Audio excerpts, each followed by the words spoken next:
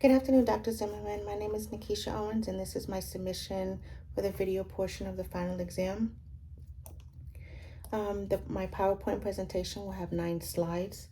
The purpose of this video, as well as the PowerPoint presentation, is to discuss the urology department and the challenges that they are facing and the need for change.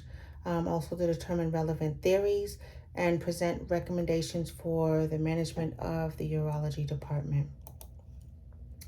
The key theories is looking at the final case study, which discussed the internal and external factors revolving around the urology department of a hospital in England.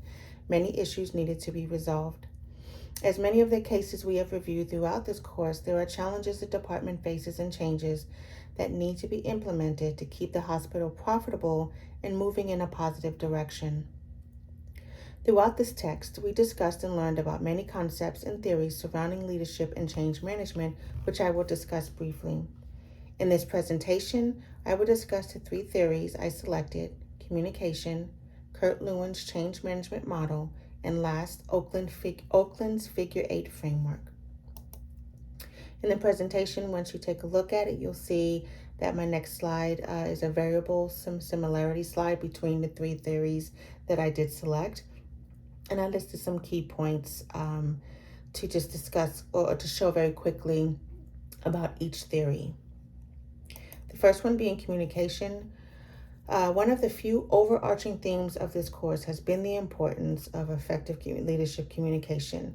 It has become abundantly evident during this course that communication is not just a cornerstone upon which a successful transformation rests, but also a dynamic, continuing, and continuous factor that must be constantly adjusted as the process of transformation unfolds. According to Hayes, 2015, page 450, excellent communication can alleviate the nerve-wracking unknowns that plague any business, and sadly, this is rarely the case. Lewin's change model. Lewin suggests the successful change implementation requires a 3-step process. To bring about change, it is necessary to upset the status quo and rally support for a new course of action. There are a number of ways to accomplish this, and most importantly, being the development of compelling vision for the future and the subsequent mobilization of support for the driving forces.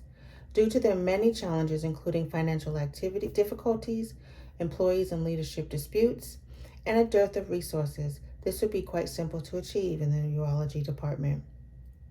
In Lewin's second phase, movement, driving, and restraining forces are adjusted to change equilibrium. These pressures can take different forms, but they usually affect performance. Thus, mobility is achieved by changing attitudes, beliefs, and the processes, systems, and structures that determine the behavior.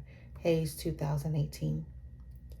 Hayes 2018 defines refreezing as encouraging new behaviors to preserve increased performance and avoid regression. The final phase is crucial because people quickly revert to their previous habits, spending time, money, and energy just to have the organization revert to its destructive ways is the worst. I agree with Lewin's model that change isn't real until it's sustained.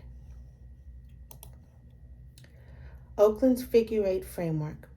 This template is a framework for change that can help design a plan and assess its potential to accomplish early and future change.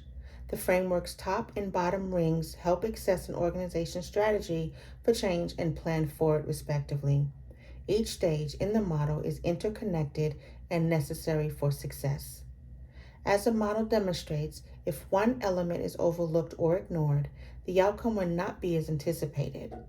Oakland demonstrates in the top ring that if need for change is not communicated by leadership, there will be no sense in urgency. If there is minimal leadership in direction, the organization will never leave the starting line. And if there's no planning, the organization will take too many wrong turns along the way to achieve success.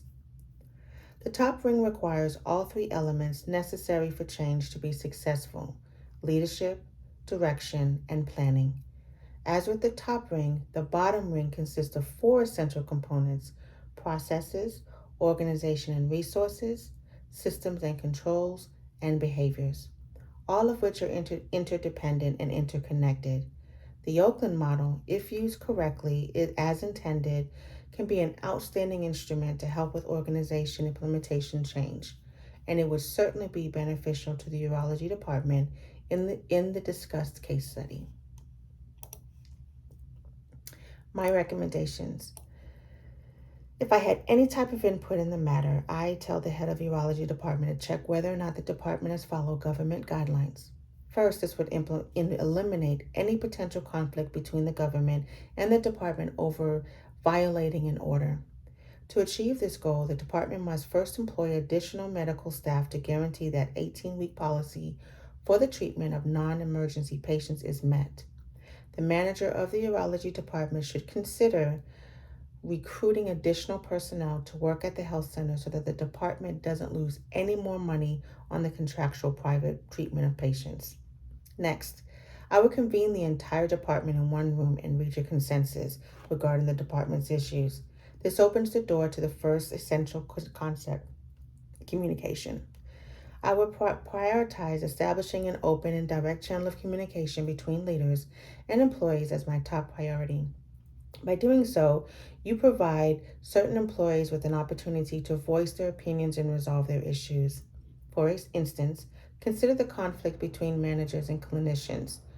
This disagreement regarding the motivation behind particular decisions could be resolved by permitting each side to state its position. Taking this approach, all parties can concur that the department has a problem. Without sufficient two-way conversation and effective communication across all levels, the change initiative may fail to achieve its goals. Additionally, the issue of additional costs, operating rooms, and staff capacity could be addressed at this level at this time. Using Oakland's as an example, the group may decide if the program has gotten enough attention or if more time and effort are needed to find a better solution. To manage the data deluge, make sure only relevant individuals receive emails before sending them, even if some recipients don't want the email companies often send out. That's the end of my presentation. The work site that I have used is actually our book that we use, which is the Hayes book. I thank you for listening and had an excellent time in this course, and I greatly appreciate the opportunity to be a part of it. Thank you.